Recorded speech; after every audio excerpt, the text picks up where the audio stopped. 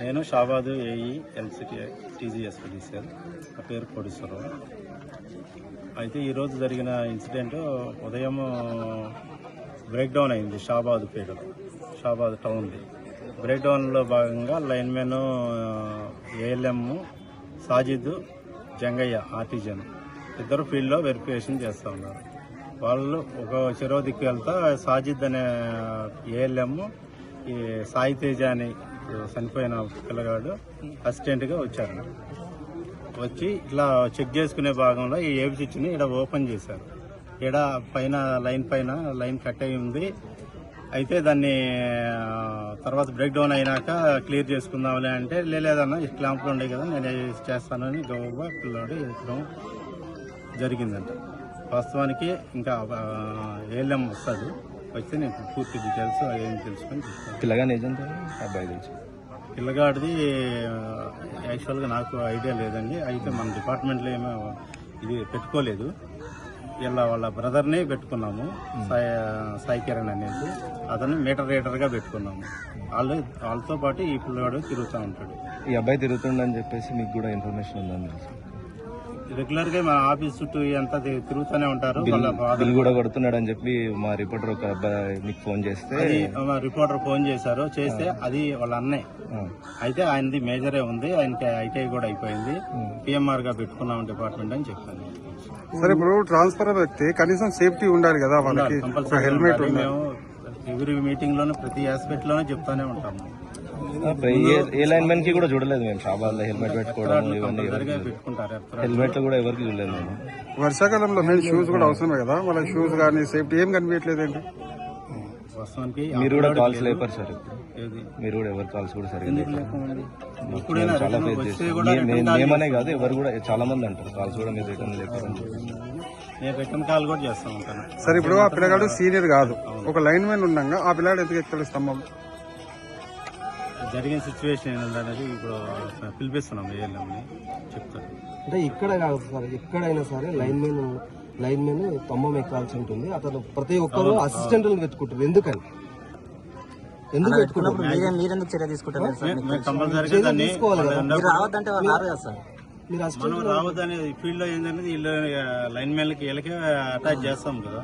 వాళ్ళు ఎట్లా చేస్తున్నారు అన్నది మాక్సిమం నేను చూస్తే మాత్రం వాళ్ళకి బెదిరించే ఏదో ఒకటి వాళ్ళని అవాయిడ్ చేస్తాం. మాక్సిమం మనకు తెలియకుండా జరిగిపోతుంది. వాళ్ళ అసిస్టెంట్లుగా ఎవరిని పెట్టుకున్నా వాళ్ళైనా సేఫ్టీగా ఏదైనా అరేంజ్ చేస్తున్నారంటే అది కూడా లేదన్న. అంటే సేఫ్టీ కిట్లు అనేది ప్రభుత్వం ప్రొవైడ్ చేస్తలేదా, మీరే ఇస్తలేరా, వీళ్ళు వాడతలేరా? ఇస్తున్నాము. వాళ్ళు ప్రతి ఇయర్ లో ఒకసారి సేఫ్టీ మీటింగ్ అని పెట్టుకునేసి వాళ్ళకి దానివల్ల అనర్థాలు ఏం జరుగుతాయి ఏంటి అనేది మొత్తం వాళ్ళకి ఎక్స్ప్లెయిన్ చేసి కూడా చెప్తాము. లాస్ట్ మేలో ఫస్ట్ వీక్ లో కూడా పెట్టాము. కానీ ఏ లైన్ మ్యాన్ కూడా ఎవరు పెట్టుకోవడంగా మేమైతే ఇంతవరకు ఎప్పుడు చూడలేదు. దాని నుంచి మీరు కూడా ఇస్తాం కంపల్సరీ. దీన్ని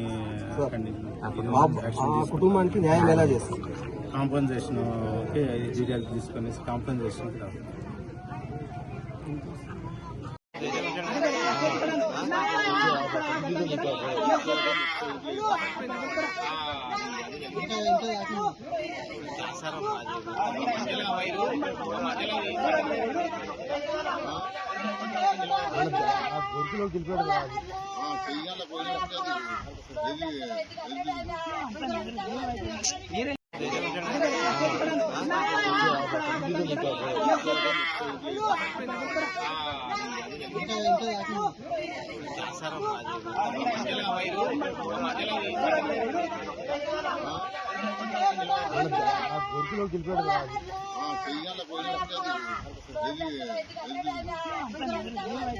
మీరే లేకుండా అయింది. పైన బంద్ చేయలేరు, మీరు బంద్ చేయకుండా ఎక్కిన ప్లాడు. అంటే ఏమైందంటే డైరెక్ట్ ఆడ లైన్ క్లియర్ తీసుకున్నారు.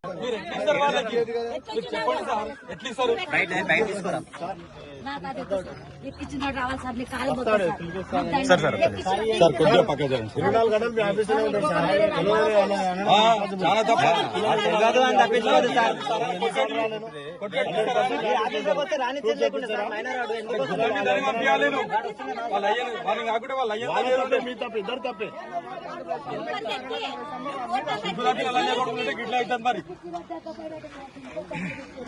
మోటార్లు తెచ్చున్నావు మంది సార్లు ఉంటారు పానం పెట్టేటప్పుడు పెద్ద వాళ్ళు ఒక్కరు ఎక్కిస్తారా సార్లు అసలు ఒక్కరు ఎక్కిలేదు కదా నా కొడుకు ప్రాణానికి పరుస్తారే ఏమంది నాయనా ఒక్కసారి ఓడలేరు ఇంత దాని పెట్టి ఎక్కించారు.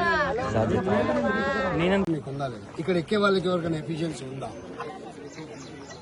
మీకు ఐడియా నేను ఒక మాట నిజమే క్వశ్చన్ కంప్లీట్ ఇక్కడ మీ దగ్గర ఉన్న స్టాఫ్ లా లైన్ మెన్ గానీ స్టాఫ్ గానీ ఎవరైనా స్తంభం ఎక్కే కెపాసిటీ వాళ్ళు ఉన్నారని మీకు ఏమైనా? అరే నువ్వు ఉండవాయి మాట్లాడుతున్నా